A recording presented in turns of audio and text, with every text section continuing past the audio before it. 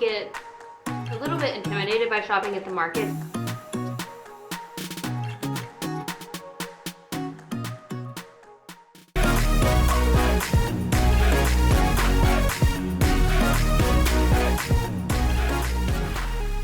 Hey peeps, welcome back to the vlog. My name is Drew, and today we are going out and about into Ho Chi Minh or Saigon, Vietnam. I am editing this footage of Vietnam and it just brings such a smile to my face. Such good memories. I don't know why I love Ho Chi Minh so much, but I enjoy the pure chaos. It seems to be my vibe. First, I wanted to thank y'all because we finally hit 500 subscribers, which is absolutely insane and crazy. It happened like overnight and it's so exciting. I don't know if this is possible, but we will see. By September, when I go back to the United States, I would like to hit 1,000 subscribers, but with algorithms and changing countries of Vietnam, I don't know if that's possible, to be quite honest with you, because the algorithm really takes a hit anytime I move places. Just is what it is with YouTube. But if I can even come close to hitting 1,000 by the time I get into the US in September, I will Amazon myself a brand new camera. Before I even get there, it'll be like a special little treat. So if you would like, you should subscribe down below because that would just make all my dreams come true. You should do that. Anyways, first off, coming up in this vlog, I am going to show you a little bit of the motorbike traffic situation in Ho Chi Minh, which is absolutely insane. Just walking across the street is terrifying. However, I just love watching this footage. I only put a little bit in, but this is what I'm gonna do.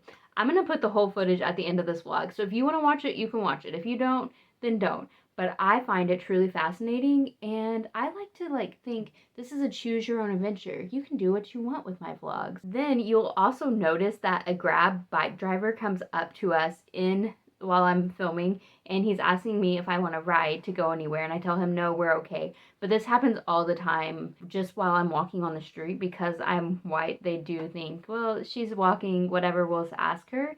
And there's so many Grab bike drivers all around. You can easily just pick one up. I'm not saying that's the safest, but who knows. And then we hit this ATM, which I find absolutely hilarious. So let's get this party started.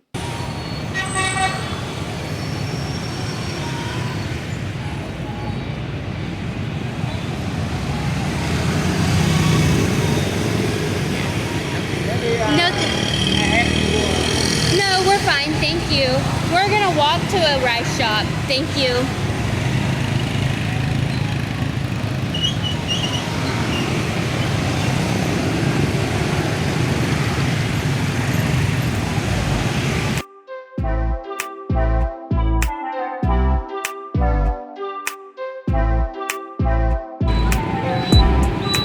Dang, this is insanity.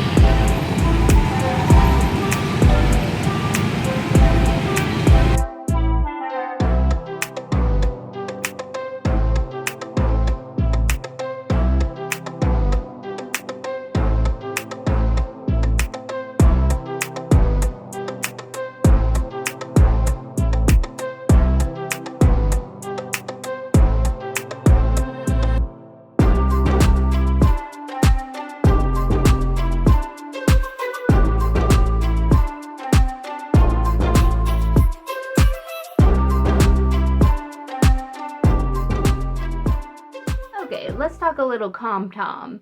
Com Tam is broken rice, and this dish actually originated after the Vietnam War. Rice being a prominent crop in Vietnam, which the rice paddy fields are so amazingly beautiful there. But after the war, a lot of people didn't have money and they were exporting rice out of the country, and they had all these broken bits of rice left.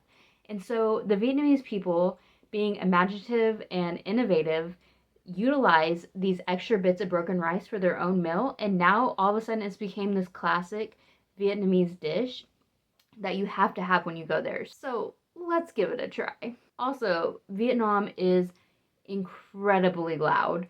The people, they just speak at a higher volume. Ho Chi Minh's just loud in general.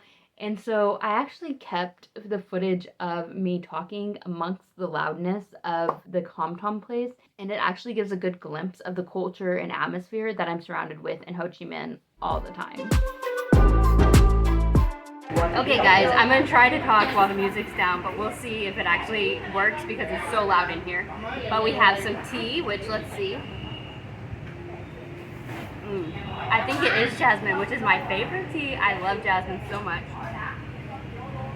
And of course I don't speak English, so I have no idea. But this is Com Tam, which is broken rice. Actually, I'm gonna try the rice first, just on its own. You can see like the granules are actually smaller than other granules of rice.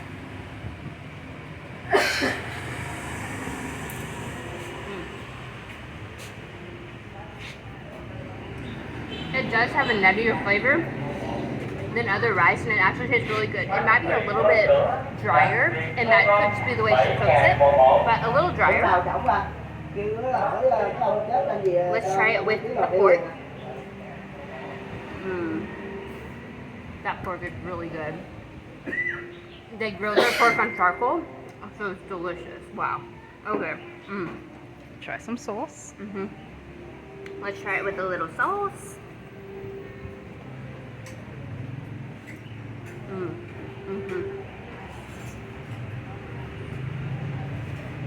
It's like a little fishy, but not bad at all.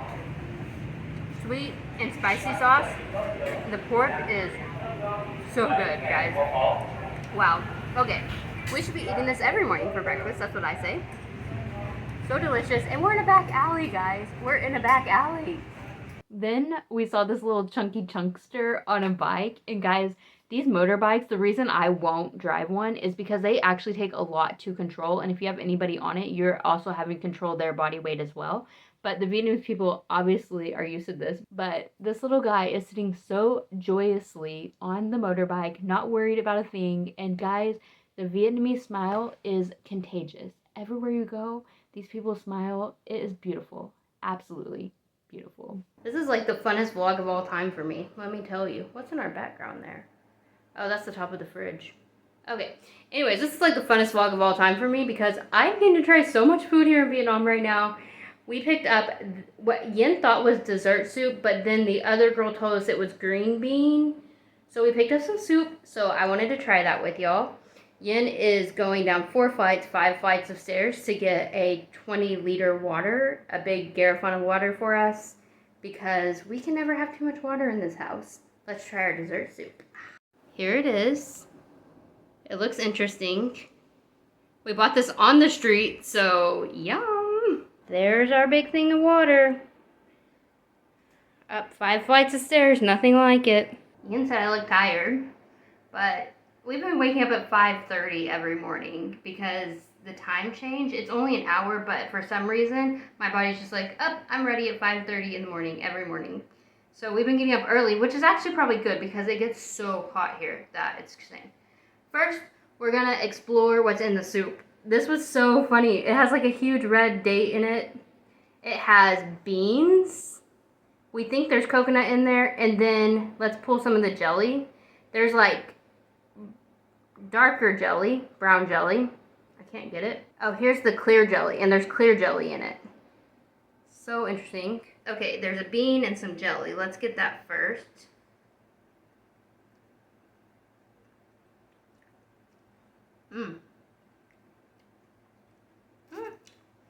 Very coconutty, like in a good way. Cream of coconutty soup, sweet. I've never had a date like this before.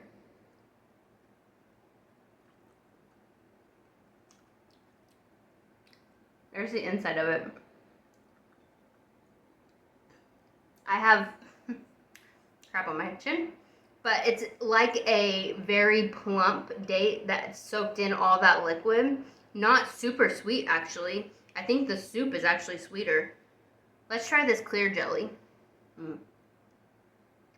don't think the jelly has much flavor, to be honest, but it's like beans in a sweet soup. That they do that is so funny.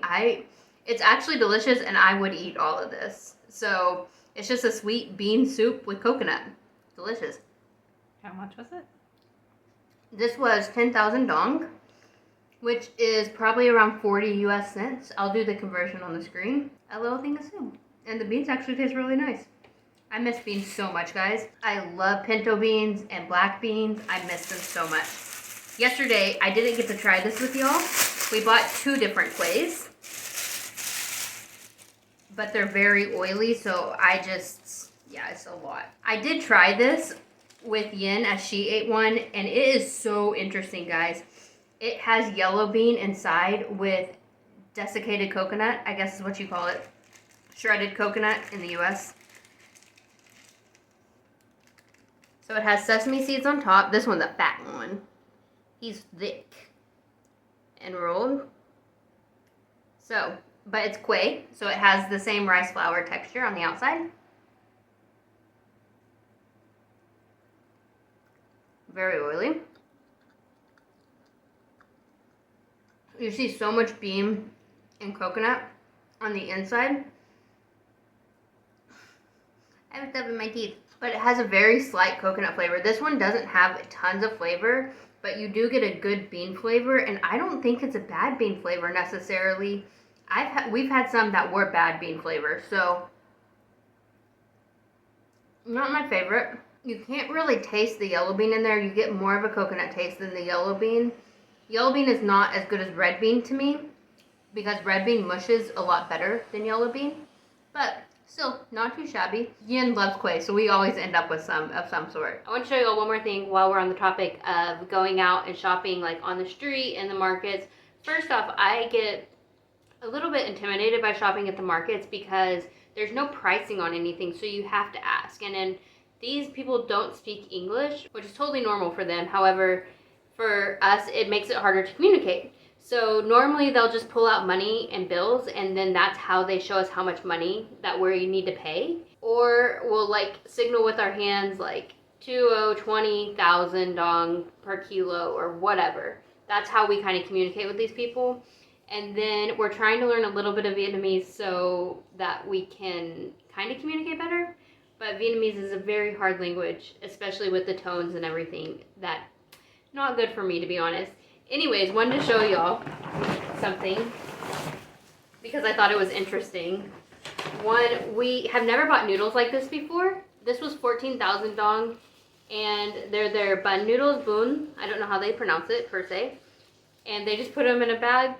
I guess somebody makes them and puts them in a bag. I don't know how they do that, but we bought some. So that's another starch for us to eat besides rice. Then we bought this bag of carrots, radish, and bean sprouts, actually. What you do, and one day I will film this for y'all, but you get little baskets and then you put all your stuff in the basket, right?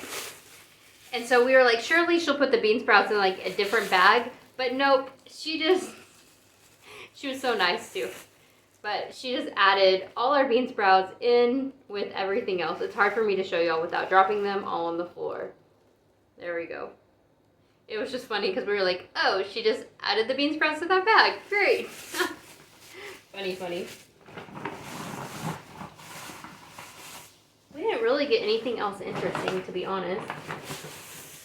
Just the normal stuff. So we're going to eat a lot of fruit here because fruit, we don't have to wash it as much as vegetables. And it's just easy and it's pretty cheap here. So we're having mangoes, bananas. There are these green oranges, which we don't know exactly what they are, but they're selling them a lot right now. And they're orange inside, so we don't know if they're going to be sweet or sour. We'll find out. And then, of course, we bought mangoes. And this is a hefty thing of mangoes. They're 40% off at the grocery store, so we just keep buying those.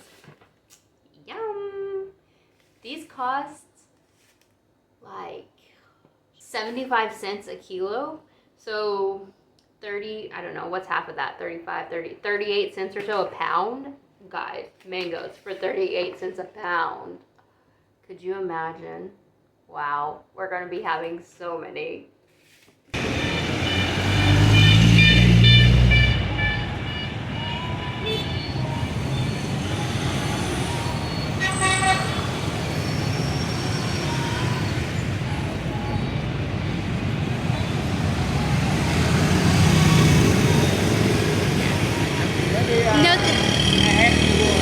No, we're fine, thank you.